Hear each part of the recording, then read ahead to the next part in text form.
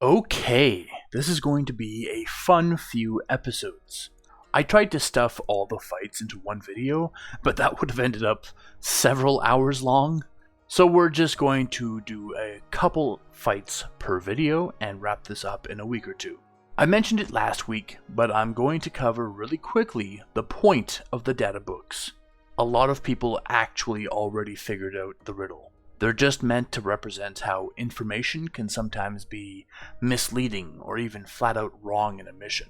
And it's up to the ninja to remain cautious regardless of how much they apparently know about any given mission.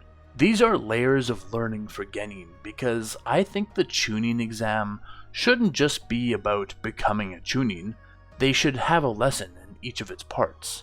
That's why I designed the Hell Scrolls how I did as well. Further tools to improve the individual, even if they're disguised as an obstacle. We've burned enough time waiting for this great duel of intellects. It's been 2 weeks since I've introduced the challenge of Sakura versus Shikamaru. Well, it's about time I delivered, so on with the show. Sakura versus Shikamaru. They're the only two left on the floor, with Anko standing nearby as the match referee. Standing beneath the hand seal statue are 4. Minato, Raido, Darui, and Baki. He could duck out, but Darui was dying of boredom and wanted to watch the fights, even if they would be lesser to the Phase 3 fights. He's of course a Jonin at this point in the story, still a right hand to the Raikage. Baki also serves as the Sand representative in addition to teacher of the Sand siblings. Baki's more interested in the offhand comments of the higher ninja than he is in his students' comments about the fights and prospective opponents. Raido is a stand-in in case Minato has to leave for any reason. He'd help direct the village visitors and any other smaller tasks should they need aid. Like a butler. Standing not 30 feet or 10 meters apart, Sakura and Shikamaru make minor adjustments to their form while waiting for the match to begin. Shikamaru's totally wiped from 5 long days of turmoil. He knows Sakura doesn't have a very large chakra pool herself, but his own is nearly exhausted. Shikamaru only has a few jutsu in him before his metaphorical tank runs out. Despite the continued shuffling around them, both are staring at each other mutely. Anko explains the rules to them, though she's just an indiscernible echo to them as they wait eagerly for the match to begin. As Anko sounds off for the match's beginning, Shikamaru waits for Sakura to make the first move. She forms several hand seals very quickly, but seems to release concentration before completing the jutsu. Hands hanging indecisively for one long moment, she reaches instead into her toolkit and Shikamaru matches her. Pulling out a shuriken, he throws it left of center in a bid for her to dive right and prepares a kunai next. Sakura meets his expectations and chooses to dodge right, into the kunai that he had pulled out and thrown quickly after.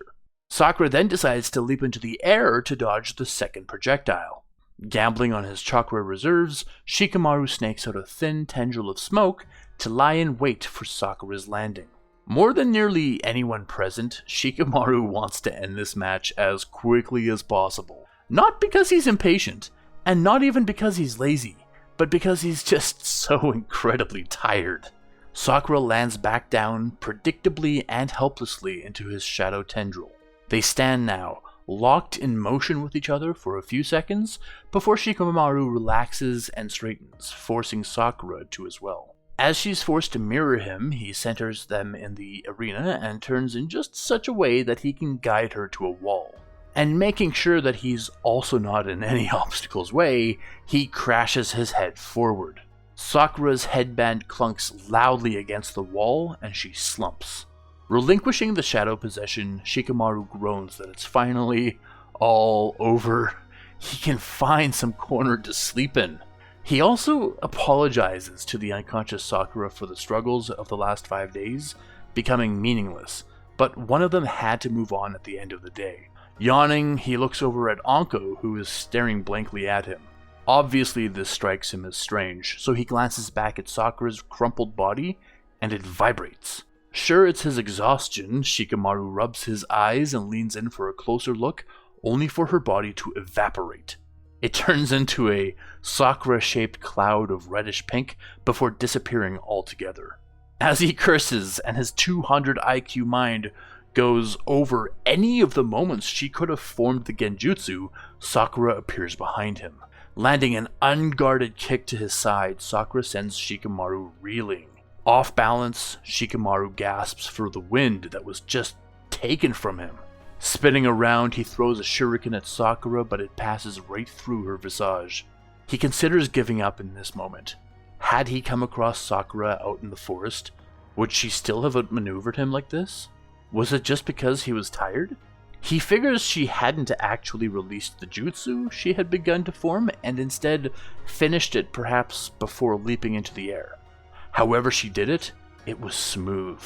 It wasn't very long ago that they were in academy together, and she didn't seem to have any specialization for genjutsu while there. He groans again, this time from confusion and wanting to give up. However, he hears encouragement from up above, Sasuke's voice. Pulling out a scroll, Shikamaru unfurls it and jumps away from her illusion. His father has taught him several more complex shadow jutsu that he can't reliably use in combat due to chakra constraints. But to keep them in a scroll and use them when he has no chakra to spare is the definition of efficient for Shikamaru.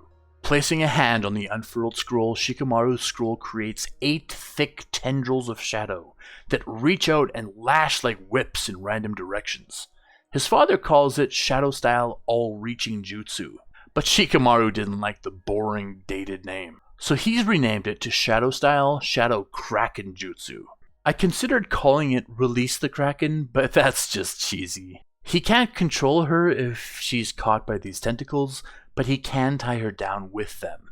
As he expects, the tendrils go through all the illusions of Sakura, and he begins looking around for where the real one could be. An explosive shuriken falls from the ceiling and explodes in midair, evaporating his shadowy tendrils, but possibly revealing her location. Keeping his cool, Shikamaru distances himself from the explosion and hides in the shadow of one of the balconies against a wall. It both narrows his escape routes and strengthens his now extremely weak shadow possession.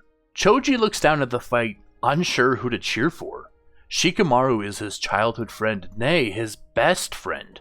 But the mere fact of them being on different teams, even if for the same village, makes them enemies. If Shikamaru wins the fight and Choji wins his own, that would leave the chance open that he could fight Shikamaru later. Conversely, he doesn't want Sakura, his teammate, to lose either. She's helping him round out his skills, and the rate at which she's learning genjutsu is startling, to say the least. It would almost be a shame if her progress was stymied here. Shikamaru glances at the ceiling overhead. If Sakura wasn't on the ground to be caught, she must be overhead. She wouldn't be amongst the other contestants, or surely Anko would call her out for hiding amongst what were effectively civilians in this case. Followed by a short shout and landing on the floor, 3 more genjutsus of Sakura take up arms. They appeared from nothingness, conjured from thin air, suggesting to Shikamaru that she had somehow created her genjutsu at a distance.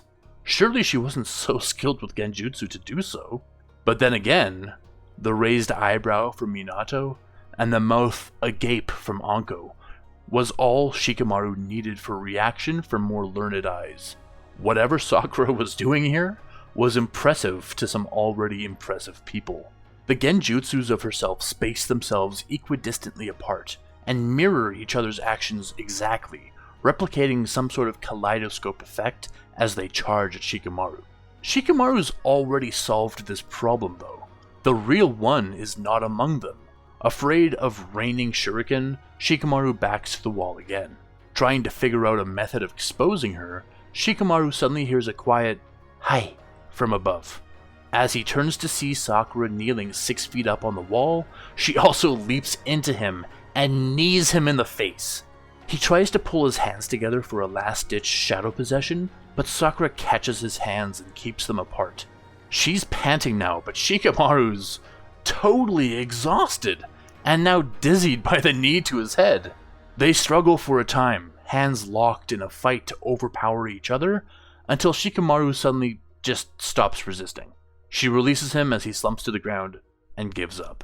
Finished proper, Sakura celebrates her victory with characters like Ino, Choji, and even Naruto cheering at the impressive show. Simultaneously, Ino and Choji offer Shikamaru their condolences, and he waves a hand at them and says it's fine as he rolls up and pretends to be asleep. Anko tells them that there's no time for joking around like this. They need to clear the field and let the next combatants be chosen. Sakura offers a hand to Shikamaru and helps him to his feet. She tells him it was a good match and he just makes affirming noises back. Kakashi calls down to Shikamaru as he staggers with Sakura towards the stairs. He asks him if he wants medical aid. Shikamaru gives more noises. These ones sound a little bit more negative. Maybe he doesn't need medical aid then. Anyhow, Sakura gets back to her team, and Kurenai places a hand on her back and gives her a great smile. Meanwhile, Shikamaru finally reaches Team 7, and Sasuke smirks at him, telling him they're all tired. This kind of thing might happen. Neji snorts with smug ridicule for his teammates. They have no room to be weak. They're the best of their class, chosen by the Hokage himself. The black screen begins flitting through names again. Gaara looks at the black screen through one eye, still struggling with his headache. Omoi is playing with a toothpick, flipping it between his fingers while he sits against the wall carelessly. Naruto is gripping the rail of the balcony hard as he stares intently at the changing names. Rock Lee is practically snarling, more amped for action than at any point in living memory. Temari versus Neji Hyuga. Laughing behind closed lips, Neji tells any who can hear him to hold their applause until after the match, even though the victor is certain. Temari, meanwhile, is kind of annoyed. Her team arrived at the tower early, which presented a great opportunity to fix their tools. Though Kankuro simply traded one broken puppet out for another, Temari only has one fan, and she didn't have the tools available to repair the damages. Though she's fighting from full strength, her primary weapon will heavily cripple her chances if she's not careful.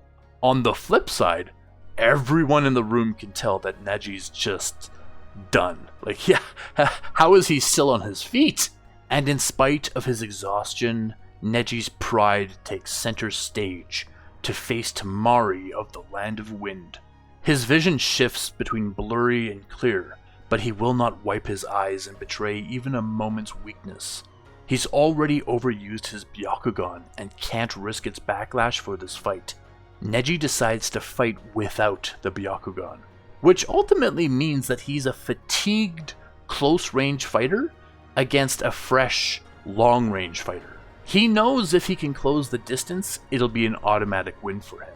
However, Temari has her great fan, and its existence is a huge deterrent to his success. Smashing her fan against a nearby pillar is the only way for Temari to get it open, and it only goes open to the first dot. Growling, Temari winds back and swings it at Neji, who takes it full on to gauge its power. Its wind cuts into his clothes and leaves shallow wounds on his skin. Squinting against the wind, Neji raises his palms for defense and charges Temari. Leaping backward to maintain her distance, Temari winds up for another blast and hits Neji again. Again, he winces and raises his hands to protect his face. His clothes shred with this blast, and the damage to his arms become pronounced. Running out of room to retreat to, Temari lodges a foot against the frame of her fan, and only with all of her might is she able to pull it open to the second dot. This undue stress, however, frees the fan along its frame. Blasting once more, Temari studies whether Neji will cut off and escape. Neji tucks down, forming bloody seals with his cut-up hands to raise an earthen wall that eats the wind blast for him.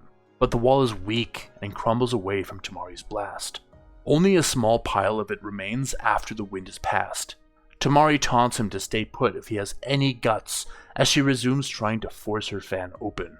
Pulling a scroll from his jacket, Neji unfurls it, but keeps the scroll bunched up. Neji makes sure she's not moving before lobbing his scroll overhead, passing his chakra into it to force its activation. Out from the scroll, a great fireball blasts downward at Temari. She wasn't expecting a fireball from the scroll and reflexively bats at it with her fan, but all that does is embolden the fireball.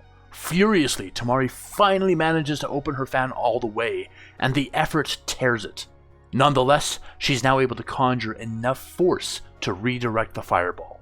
It's further augmented, but its trajectory is finally towards the ceiling instead of the floor. In her moments of desperation to keep his instant fireball at bay, Tamari was distracted and lost track of Neji. Sneaking up on her blind spot, Neji finds incredible difficulty in forming his chakra for Gentle Palm. Landing a clean strike to her shoulder, Neji fails to maintain focus for more strikes. But the damage is done. Tamari recoils as her dominant right arm is disabled. Her fan clatters to the ground as she's unable to wield it with just one arm. Even as a club, it's a useless tool now. The fireball crashes into the ceiling above, raining bits of debris and dust down upon them. Tamari shields herself with one arm from the falling pieces, but Neji leaves himself unguarded. If he's to win this, he needs to go all in on offense. Coughing and panting, Neji maintains his right posture and holds out his cut-up arm, inviting her to further combat. Blood drips from his every limb, cut up from Tamari's previous attacks. His eyes are now half shut, as he barely has the energy to move forward. He's fought valiantly through all their challenges of the last 5 days. But unlike Shikamaru, he's not lazy, and he has something to prove to Sasuke, to all of his class. Tamari brandishes a kunai since her right arm dangles uselessly, unable to even form seals. She tells Neji that her weapon may be broken, but she's still got tricks up her sleeve. Neji nods up at Gaara and tells her that, like him, Neji's the top of his class. The idea of him losing to her is impossible. It's just not in the cards. Her own pride wounded, Tamari snarls at him, throwing her kunai straight up and pulling several shuriken from her pack. Throwing 3 at Neji, she catches her now falling kunai and charges at him, successfully taunted. Neji moves as little as possible to dodge her flying weapons. She swings wildly before regaining her calm and trying instead for several fast stabs. Eyes narrowing, Neji takes the Gentle Palm form once more and strikes her in the side, but it misses. Neji knows that without the Byakugan, it's just too challenging to hit chakra points, but he thought he should nevertheless try, in an effort to conserve chakra. But with every failed Gentle Palm, that just means more of his own chakra is gone anyway. Pulling open his tool bag, Neji realizes he's out of everything. No kunai, no shuriken, no wire, no more scrolls. The forest of death has exhausted him of everything. His heart falters for a moment and his stance wavers. Despite being disarmed in more ways than one, Tamari is still very much uninjured. The gap between them isn't closing fast enough. Seeing his exhaustion grip him, Tamari leaps at Neji, and as she body checks him, digs her kunai into his gut, making sure to avoid any vital organs. Falling to the ground with her, Neji brings an arm up her unguarded right side and grips her by the neck. Activating his Byakugan in desperation and instantly suffering from overuse whiplash, Neji pulses chakra into a chakra point at the top of her spine. As they crash to the ground, both lay still for a time. Eventually there's some movement before Neji pushes Tamari off him and then heaves himself up onto one elbow. Breathing ragged, Neji slowly rolls to his knees and sits up to stare at her. Though still fully conscious, Tamari was struck at one of the hardest chakra points to hit, at the back of the neck. This strike did not paralyze her, but it temporarily and greatly confused her motor skills. Pulling the kunai out of his gut, grunting at the pain, Neji crawls to her side and holds it to her neck as she struggles to move. Satisfied, Anko calls an end to the fight, as well as medics to aid both participants. Though they try to help Neji up, he refuses their immediate aid. Struggling, Neji climbs to his feet on his own and looks up in Sasuke's general direction. He's been blinded by his Byakugan's whiplash since he activated it. He knows where to look, but he can't see much. Looking in Tamari's general direction, he shakes his head and repeats, "It just wasn't in the cards." The nearest medic pushes him into a prepared stretcher, and he lets them at last carry him away. Sasuke looks down uncertainly at Neji as they carry him away. He may not have shared any words, but his defiance to the last moments of that fight and the look he gave Sasuke were all challenges for him to do the same to his own opponent. If Shikamaru wasn't going through to the finals, Sasuke needed to, so that they might meet fists in a different arena. They were able to work through their differences for the Forest of Death, but the unbreakable pride of Neji wouldn't crumble to humble so easily. Sasuke was willing to swallow his own pride for their greater success, but if it took his own hand to bring Neji some modesty, then it was well worth it. As the medics leave the room and quiet returns to the room, the black screen immediately begins shuffling through names. Kankuro smirks at the screen as he plays with one of his puppet's wrappings.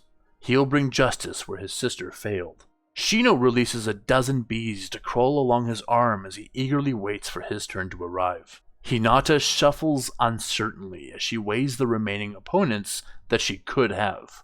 Karui is repeatedly unsheathing and resheathing her sword as part of an excited itch to see her name. Finally, the two names stop on the screen, and some in the room groan that it's not yet their turn. Naruto Uzumaki versus Atsui of the Cloud. And that's about it for today. For those who listened to the very last of the previous episode, you will know that some of these fights were a challenge for me to figure out. Sakura vs Shikamaru was both easy and fun to figure out, especially now that Sakura has a specialization she can rely on. It really expands her repertoire when you consider all the utility a genjutsu can bring. But Neji vs Temari was extremely hard for me to solve, to the point that I considered delaying it and putting someone else's fight in its place. But at the end of the day, I've clearly got it handled, so that's a plus. And the Naruto vs Atsui fight is already completely finished. It would just have made this episode too long for me to edit in the time that I have available. Some of the fights will be quick, and some will be drawn out based on the variable skills and energy levels of these Genin. I suppose of the last things I need to cover is Neji. He's not unbeatable. He was just facing Temari, who relies too much on her fan as a weapon, and it was damaged. Had he been facing a Temari with a fully working fan, he'd have lost the match. Her weapon broken literally made the difference between victory and defeat. So why didn't she try to deal lethal damage to Neji? She and her siblings have been in the tower for several days, and have heard already of the successful alliance between the Sand and Leaf. It would do her or her allies no good to end the life of one of the Leaf's best, even at the cost of losing the match. But I don't think she would have won anyway. Her stab hit him at the same time that he immobilized her. At the best, she would have gained a stalemate, and a lot of enemies.